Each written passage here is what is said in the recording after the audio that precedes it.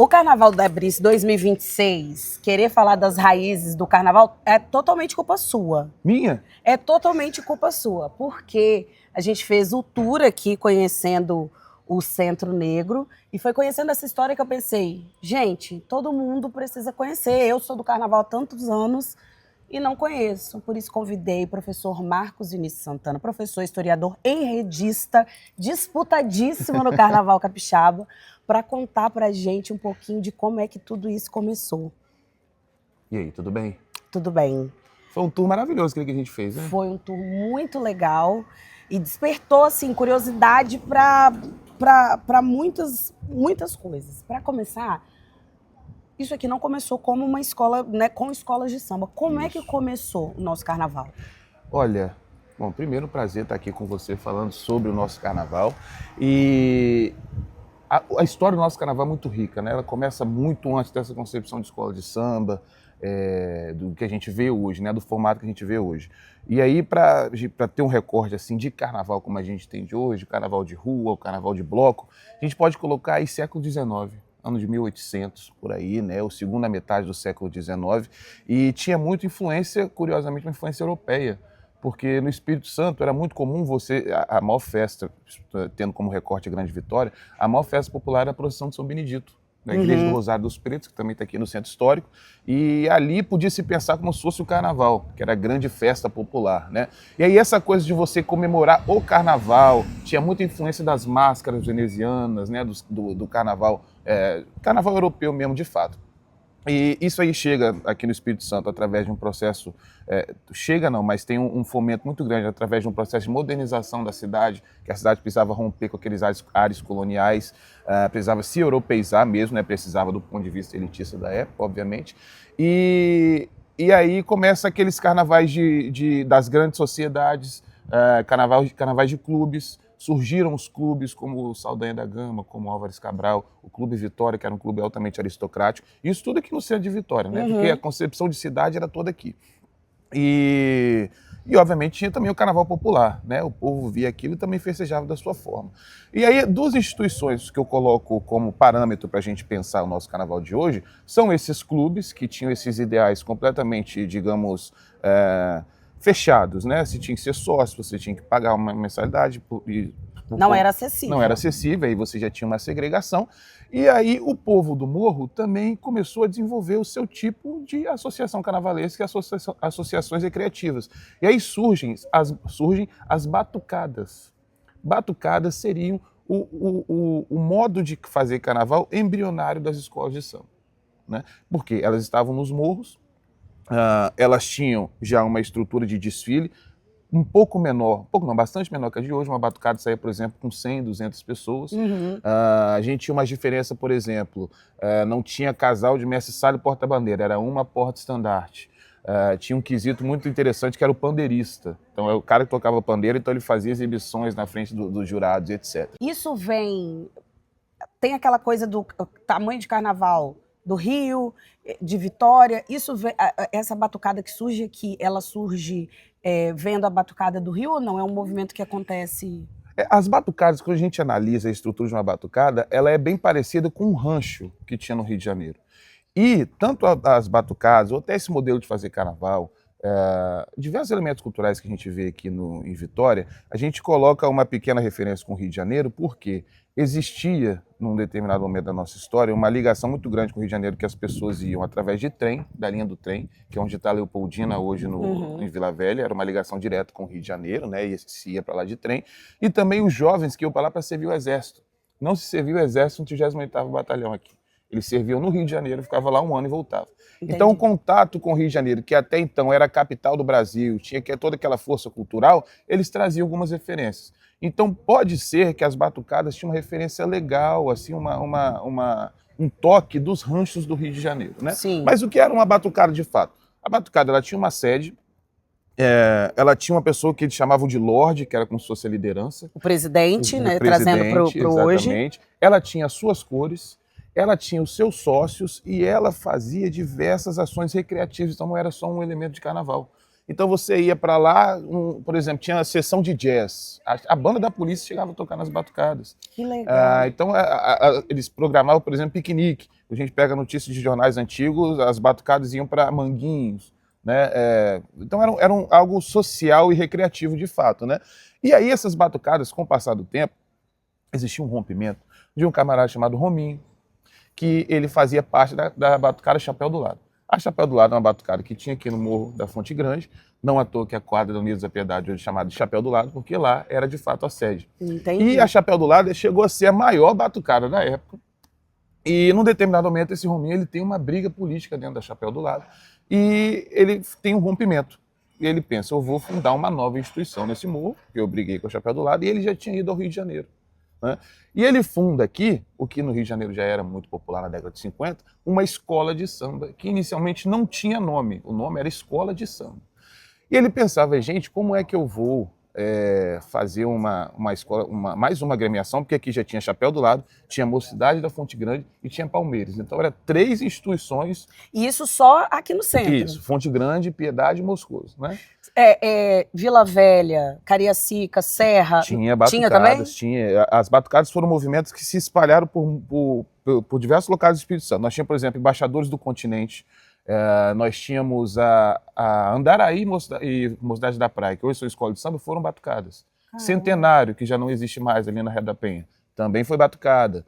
O clube? O clube Centenário foi batucada. Então, as batucadas também se popularizaram, né? Santa Lúcia, que posteriormente tornou-se escola de samba, também foi batucada. Mas elas não concorriam entre elas? Concorriam.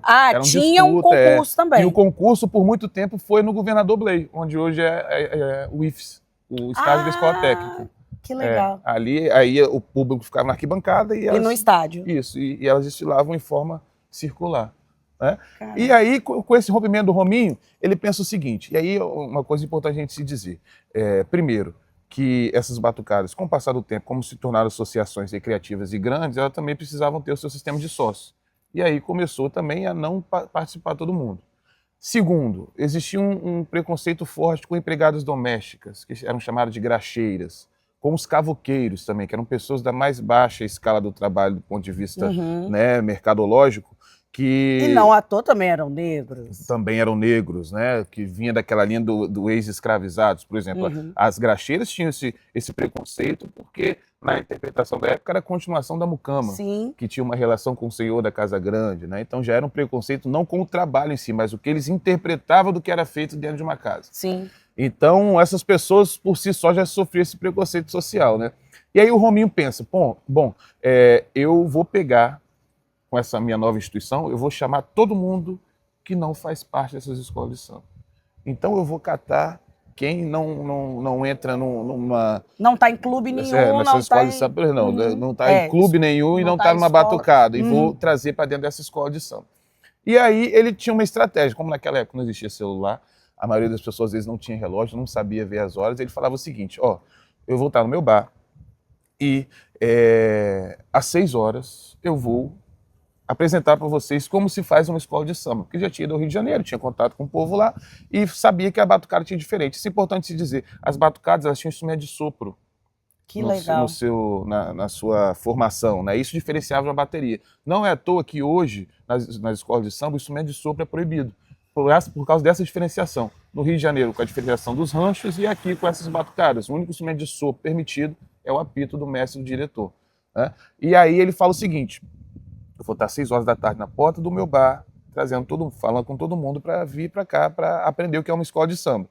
E aí, como as pessoas às vezes se embolavam, não conseguia ver o relógio, ele fala o seguinte, então quando tocar o sino da Matriz, que é a Catedral Metropolitana hoje, vai ser exatamente 6 horas, né? Porque é a hora do Ângelus, na tradição católica, se celebra o momento em que o anjo Gabriel anunciou a Maria que ela estava grávida de Jesus Cristo.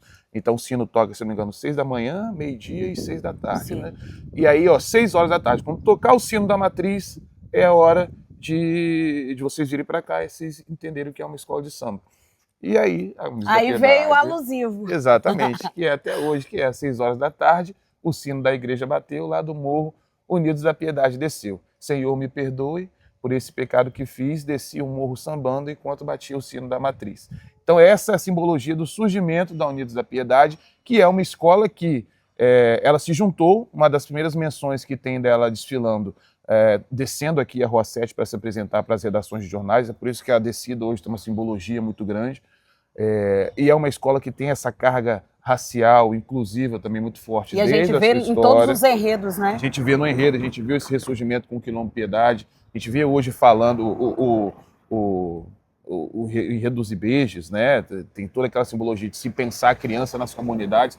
E é uma escola que tem uma comunidade muito forte e tem toda essa simbologia porque essas comunidades se formaram como um território negro antes da escola de samba surgir, se formou como um local de cultura negra, então nós já tínhamos aqui as congadas, as festas juninas e surgiram as batucadas e a partir daí surge a Unidos da Piedade com toda essa simbologia territorial e racial que a gente vê mais hoje. querida não é presunçoso, é porque é a primeira, né? É porque é a primeira, é porque tem toda... Você imagina, a Unidos da Piedade hoje tem 14 títulos do Carnaval e não ganha desde 86. Então, se a gente pegar um recorte de 86 para trás, que são o espaço de 30 anos, ela ganhou quase metade dos desfiles que foram feitos. Então foi assim, foi uma escola que quando surgiu e por um bom tempo foi realmente soberana, digamos Sim. assim, né? Então conquistou muito o coração de quem gostava de carnaval. O samba, então, levando a escola de samba com essa história, né, que você traz pra gente, então, não era só festa. Quando surge a primeira escola de samba, ela já vem como resistência. Como resistência. E o samba sempre foi assim, é muito importante se dizer. O samba é muito mais que um estilo musical, né? Tanto no Rio de Janeiro quanto aqui em Vitória, é muito daquela coisa de se pensar um modelo social de autoproteção. É ali que você se sente pertencente a alguma coisa, é aqui que você cria os seus laços sociais, é aqui que você tem uma posição perante a sociedade, que quando você vê a sociedade como um todo, o negro não tinha esse espaço. As pessoas periféricas não tinham esse espaço, né? Então eles encontravam no samba e nos elementos, principalmente de escola de samba, esse pertencimento e essa identidade. Você falou Piedade, Moscoso, a gente também pode colocar, né, Santo Antônio, Caratuíra, que depois foram surgindo. Dá para dizer que quando começaram as escolas de samba, cada bairro tinha como se fosse um sotaque próprio, assim, um jeito seu de fazer? Porque hoje a gente vê muito claro. A gente escuta a orquestra capixaba de percussão, é um tipo de batida. A gente escuta a Boa Vista, é outro tipo de batida. A gente escuta a Moog, lá atrás também tinha isso, dava para identificar pelo que você estudou? Tinha, e era ainda mais forte, né? Porque hoje a gente vê essa identidade, mas se a gente for pegar em tempos anteriores, ela era ainda muito mais pulsante, podemos dizer assim. E essa identidade se dava, por exemplo, não só no toque das baterias, mas também no corpo das escolas, né? A gente via, por exemplo, a Piedade tinha essa questão racial. Quando a gente ia para o Império da Vila, que vem a ser Novo Império, existia muita presença dos estivadores. E isso é muito até importante hoje dizer. No bairro tem, né? Até hoje. E é curioso que acredita-se que o Império da Vila, o nome, seria em alusão ao Império Serrano, que também é uma escola ligada à estiva lá do Rio de Janeiro. E aí quando você vê, por exemplo, o pessoal do Moscoso, já é algo mais ligado às questões militares, porque ali tinha a Vila Militar embaixo, onde hoje é a pracinha do Sesc, que era o quartel da polícia. Sim. Então eram pessoas que eram mais ligadas à música, né, à banda da polícia, etc. Então essa identidade sempre foi muito pulsante, principalmente nessa questão territorial. E também quando a gente pensa a cidade, Brice, muito importante se dizer, que a gente não tinha essa integração que a gente tem hoje. Tudo hoje é muito mais fácil. Hoje a gente chega, né? Tem ônibus para tudo quanto é lugar, lado, de tem carro. internet. Você sai da tradição serrana e chega aqui, e chega na Boa Vista, que teoricamente são dois. Se você pega o moto-Uber, você chega aí e menos de 2 horas. Sim. Então, a integração está muito mais fácil. Pela internet você pega a referência com muito mais facilidade. Naquela época era uma coisa mais concentrada e territorial, e a partir daí se geravam identidades mais próprias. Né? E aí os sambas, eles aconteciam aonde? Porque a gente sabe que não existiam quadras. Aonde esses sambas aconteciam durante a preparação para os desfiles? Olha, isso é muito curioso. As escolas de samba começaram muito pequenas. A gente tem relatos de escolas de samba que ensaiavam no quintal de uma casa. Era uma casa, a gente chega assim, por exemplo, na Novo Império, tem uma casa lá na subida do morro, que foi até o Capu que me mostrou. E ele mostra que o ensaio era no quintal de uma casa, porque uma escola de samba ensaiava com 10 pessoas, era um ensaio de uma bateria. Né? E hoje bota 120. E hoje 120. bota uma bateria, tem 150 pessoas. Né? Então eram locais miúdos, que eles chamavam de terreiros ou de quintal mesmo, e tudo dentro das suas comunidades. Né? O processo de quadra vem surgir há muito tempo. A primeira quadra que a gente tem notícia só na década de 60, com Amigos da Gurijica, que é a escola lá da Gurijica, mas inicialmente em terreiros, em pequenas ruas, né, em avenidas, em praças. A gente, por exemplo, a Independente de Eucalipto, ensaiava ali naquela pracinha na frente do Santa Rita. Então era uma coisa bem miúda mesmo e principalmente da comunidade. A escola mostrava muito, não que hoje não tenha, né, mas era uma aproximação com a rua e com as pessoas daquele território de uma forma muito grande, justamente por estar na rua, em locais acessíveis e em locais populares. O samba, você estava falando aqui de 60, então ali a gente logo ali depois tem a ditadura. O samba, ele sofreu muita repressão aqui no estado? Como é que foi isso? Sofre. A gente precisa entender que todos os elementos culturais, principalmente que iriam ser, digamos, publicizados, né? Quando você vai fazer um samba, que você vai para a rua, você passava pela censura da ditadura. E isso é fato e é notório. Então todo samba e todo enredo que era construído, você precisava levar para passar por uma análise, e diversas vezes esses sambas eram cortados, esses sambas tinham letras alteradas, tinham enredos alterados. E no caso do Carnaval Capixaba, sempre eu tenho uma referência grande, que foi a própria Unidos da Piedade. Por ser o elemento mais popular da época, existiu uma tentativa de controle da Unidos da Piedade e de um militar ser presidente aqui.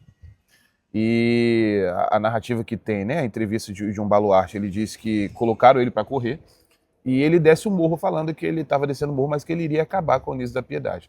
Isso, de fato, quase acontece, a Piedade chega num patamar de quase fechar as portas, até que eles vão pedir ajuda a um presidente que acaba reformulando, e aí vem o pentacampeonato da escola, que é hoje a única escola que é pentacampeã do carnaval, né?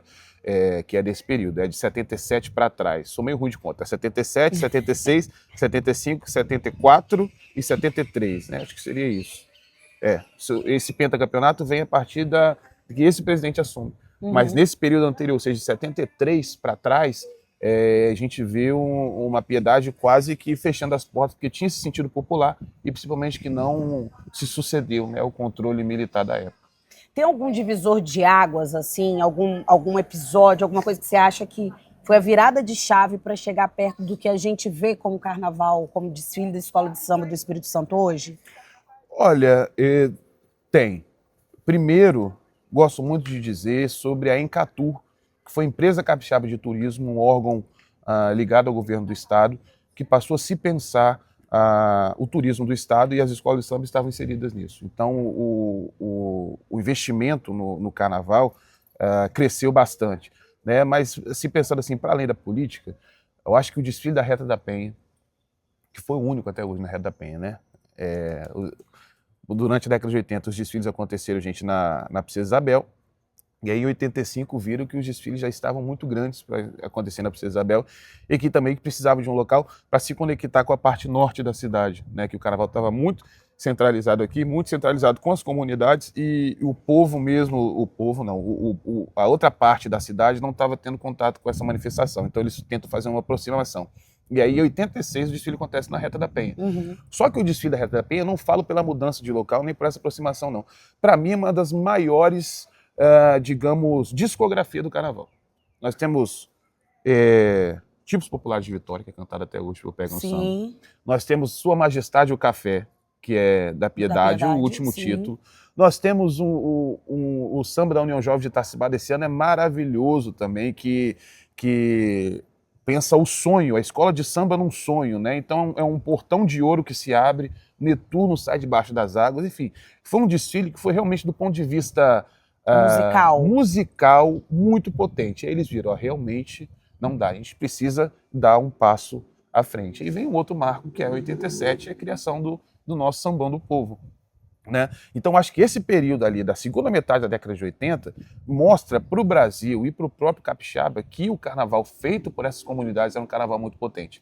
Então digamos que a grande consagração do carnaval e das comunidades que faziam o carnaval. Isso é importante se dizer, porque parece muito que o carnaval tornou-se grande porque o povo do outro lado da cidade veio para cá. Não é isso. Não é. Foi quando o poder público viu, aquele povo ali realmente faz carnaval bem pra caramba, vamos elevá-los no nível mais acima.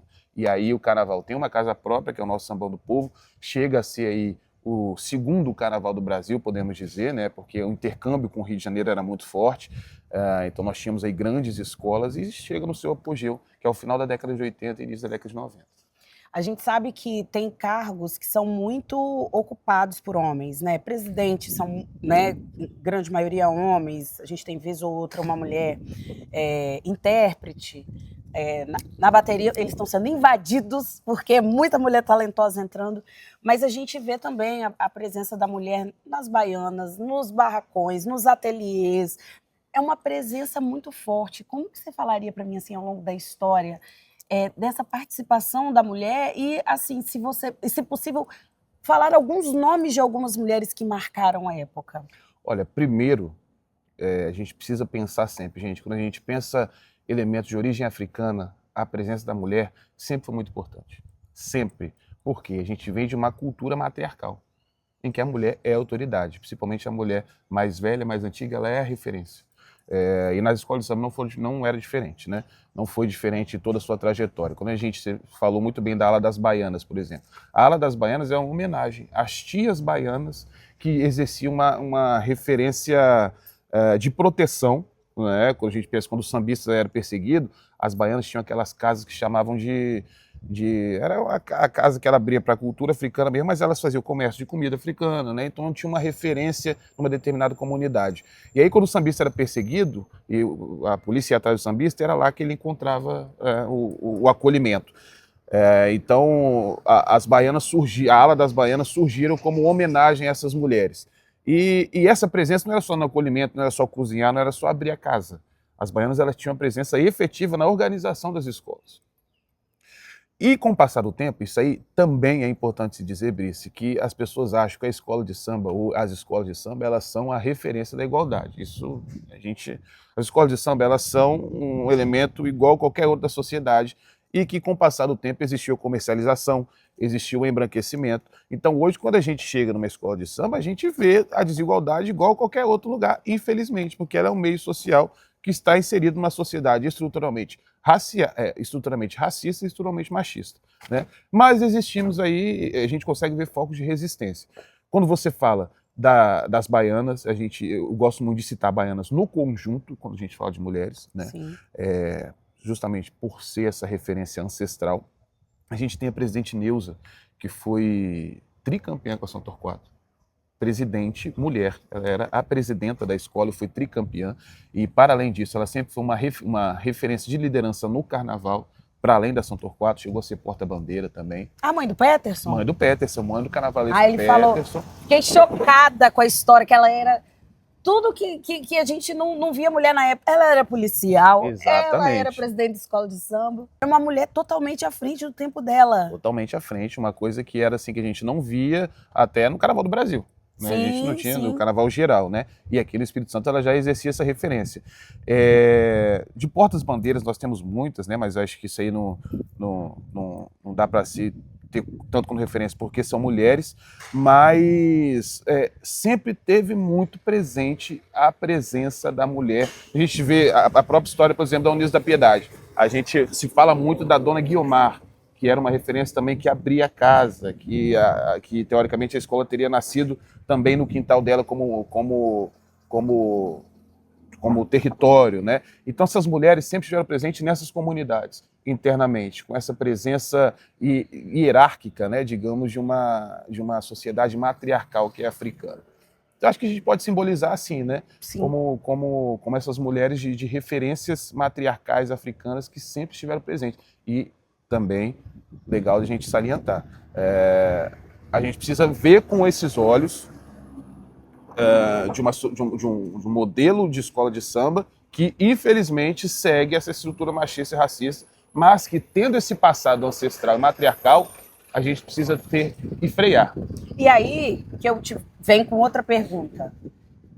Existia uma liturgia de como as coisas eram feitas. Como que esse conhecimento vem sendo trazido até hoje, e você acha que tem coisa que a gente perdeu, mas que a gente não deveria ter perdido, porque a gente vive, na conversa com os carnavalescos, eu até conversei sobre isso, e vale em alegoria e fantasia, mas também vale no geral. É um desafio de equilibrar o o passado, que é o que é o fundamento da escola, com a inovação que as pessoas também esperam inovar para manter o show interessante. Na escola de samba a gente tem sempre esse choque, né, da tradição e modernização, ou se adequar ao que é atual. E esses saberes, legal você perguntar isso, também é uma cultura africana, porque na cultura africana vale muito a oralidade, e é por isso que os mais velhos têm uma importância muito grande. Quando a gente chega numa quadra e vê, por exemplo, a referência da velha guarda, né, a referência e a reverência que se faz à velha guarda, ou os mais velhos, ou aos baluartes, isso está muito ligado a isso. O mais velho, ele detém o saber, porque ele ouviu de pessoas que já se foram, e ele tem a responsabilidade de passar para a geração mais nova. Então, tudo na escola de samba sempre teve essa ligação, né, da oralidade, da transmissão do saber, do contato com os mais velhos. E isso, esse passar de saber, tem justamente ligado a essas questões ritualísticas que tinha muito na escola de samba. Então, por exemplo, antigamente a escola de samba, a maioria tinha um santo que era padroeiro. Então, a pessoa chegava na quadra, ela ia lá, e obviamente o local, a quadra ou o local que a escola ensaiava tinha lá a imagem do santo. Então a pessoa chegava, ela se benzia ou batia a cabeça pro santo, ela ia lá, pedia a benção às baianas, pedia a benção à velha guarda. Isso aí podia voltar, né? Isso é uma referência, né? Algo a essa coisa do mais velho, né? E principalmente da ritualística dentro de uma sociedade que se formou a parte de uma sociedade que não aceitava. Então, quando você entrava numa escola de samba, parecia que você estava entrando em outro mundo. Você tinha um ritual para estar presente naquilo ali, porque aquele era um quilombo, era um terreiro. Criou-se métodos dentro daquele local que era diferente da sociedade comum, porque aquilo ali era uma resistência e tinha uma ancestralidade muito forte, né? E o fazer isso ia passando de geração para geração. O que eu entendo e acredito que tenha acontecido é o seguinte... Onde a gente errou. Onde a gente errou é o seguinte, é que, infelizmente, as escolas de samba, elas fazem parte de uma disputa, e essa disputa fomenta o tempo todo a transformação e a inovação. E aí vira uma empresa. Vira uma empresa e com o passar do tempo uma parte mais... cresce a questão mercadológica, o modelo desfile vira algo comercial e na maioria das vezes, principalmente o Espírito Santo, o corpo de uma escola de samba, ela não tem, digamos, forças no seu sentido de tamanho de pessoas, interesse e tempo para se pensar o lado cultural e o lado comercial. E aí a grande briga, entre aspas, que eu digo, mas a minha grande ideologia hoje é essa. Hoje a gente não adianta a gente pensar que a gente vai frear o crescimento comercial de uma escola de samba. E é até importante porque mantém vivo, exato, né? O crescimento midiático. A cada ano as escolas de samba vão se inovar, vão se pensar cada vez mais como empresas, vão pensar cada vez mais no seu desfile e vão pensar cada vez mais inovações para aquele desfile. Isso é inevitável. E nem quer dizer que isso seja ruim. Sim. O que a gente não pode nunca é pensar que esse tem que ser o único viés de uma escola de samba. A partir do momento que a gente pensa o crescimento do carnaval, a gente precisa também pensar o fomento das bases. Então, que cada escola de samba tenha um departamento cultural. Que cada escola de samba tenha um departamento que não seja a nomenclatura cultural, mas a nomenclatura social, e que esse segmento pense principalmente as suas bases. Porque se você pega, Brice, 10 pessoas que sejam, e 10, nessa concepção já é até muito, você pegar 5 pessoas que consiga, dentro de uma escola de samba, estruturar as bases e as tradições, nós teríamos menos de 50% dos problemas que nós temos hoje. Sim. E eu te dou um exemplo. Nós estamos tendo uma polêmica muito grande com rainhas de escola de samba hoje. Vocês estão vendo, as rainhas influências estão vindo para ser ou destaque ou rainha dentro de uma agremiação.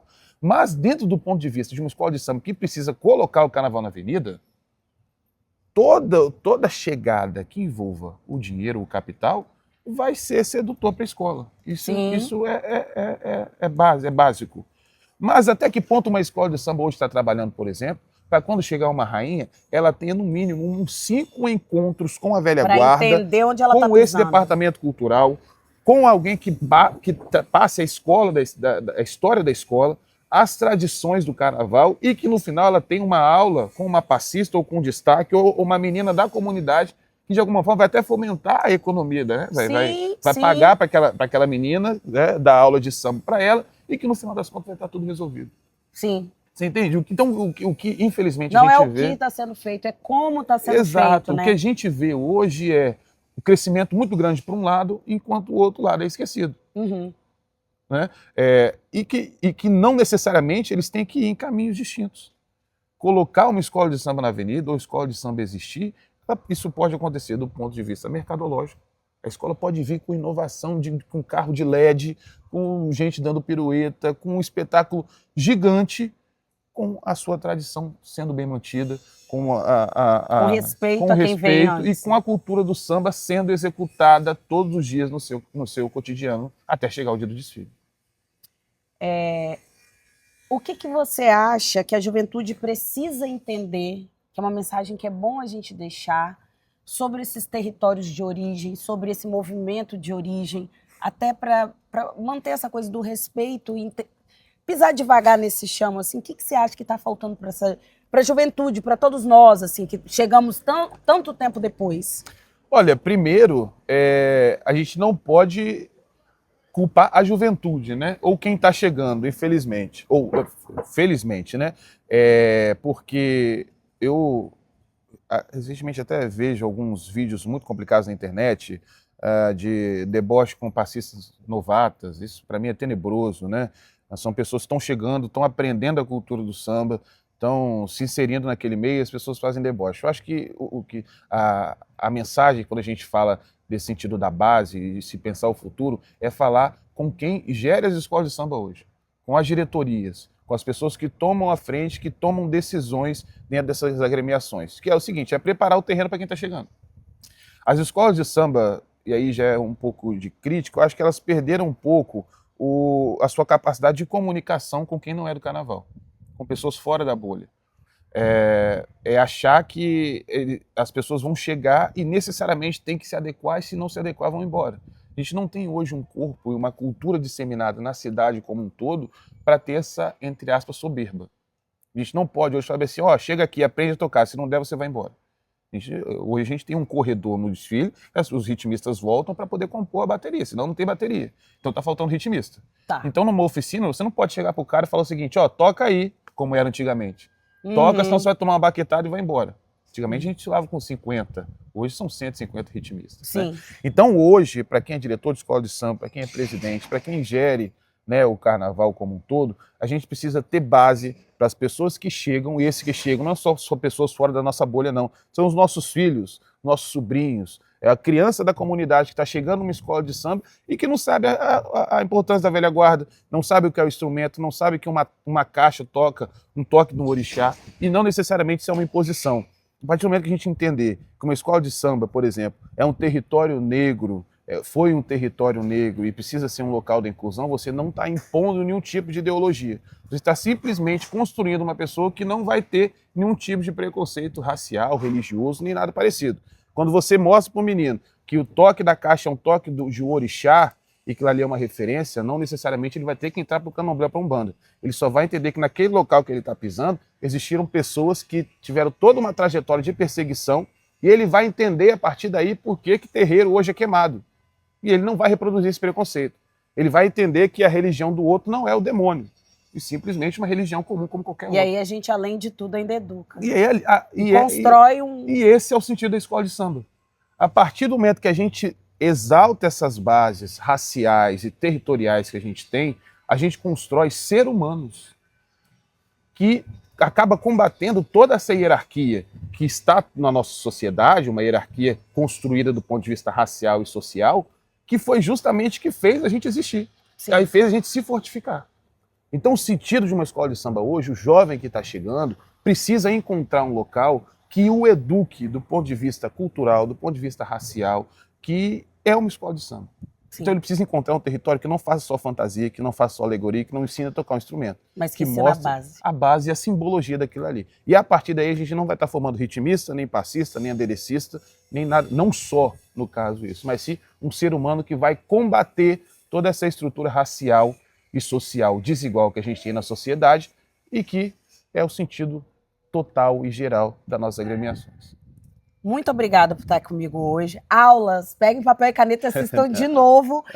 E você já faz um trabalho que eu sou muito fã nas redes sociais, não só do nosso carnaval, mas do nosso Espírito Santo. Muito obrigada por isso. Só para fechar, a gente como sambista, que é pessoa normal, que não é historiador, que não tem a bagagem que você tem, o que você acha que a gente pode fazer para conseguir levar para frente, de alguma forma, contribuir para esse movimento de trazer os nossos saberes, de manter viva a nossa cultura e os nossos fundamentos? Olha, como pessoa, como uma pessoa, um indivíduo, né, eu acho que buscar o conhecimento, né, nós temos aí uma grande, digamos, disposição de informações hoje com a internet, mas sempre buscar livros, né, livros que contam a história do carnaval. Tudo isso que eu falei aqui foram coisas que eu tive contato em obras como, por exemplo, Carnaval, Honras e Glórias, do Lucas Monteiro. Seu livro sai quando, aquela? Tá para sair. Já tá prontinho, mas... Ah, já tem mesmo? Tá. Eu tem quero, mais de um, inclusive. Eu quero livros. Vai sair em breve, mas nós temos ótimas referências, como o Lucas Monteiro, que conta a história do carnaval. Nós temos referências nacionais como Vinícius Natal, né?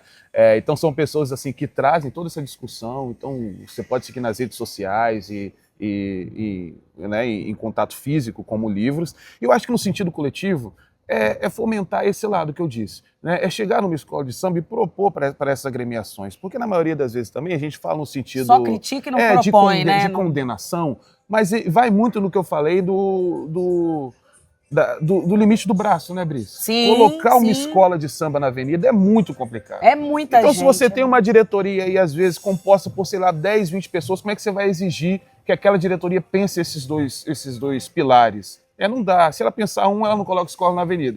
Então, propor. Você que hoje está aí numa escola de samba, que tem um tempinho sobrando, que é ritmista, que eu só gosto de uma agremiação, chega na sua agremiação e propõe, vamos pensar o sentido cultural, vamos pensar o sentido social. Isso é legal também. Uma vez eu falei numa palestra que é o seguinte, isso acaba englobando pessoas que acham que não pode participar de uma escola de samba. Eu não sei sambar, eu não sei tocar, eu não sei cantar. Então ali eu só vou para assistir. Não, se você for assistente social, cientista social, se você não tem graduação nenhuma e gosta do carnaval, estudioso, alguém que está disposto a aprender, ou que apenas ame a cultura e que acha que não se enquadra em nenhum segmento, tenta fomentar esses elementos, esse departamento cultural, esse departamento social, que as nossas escolas precisam de pessoas e precisam desse sentido, né, desse segmento. Então, o que eu deixaria começar é isso. Vamos fomentar esse lado, pensar o carnaval para além do desfile, que nós só temos a ganhar. Obrigada. Eu que agradeço o convite.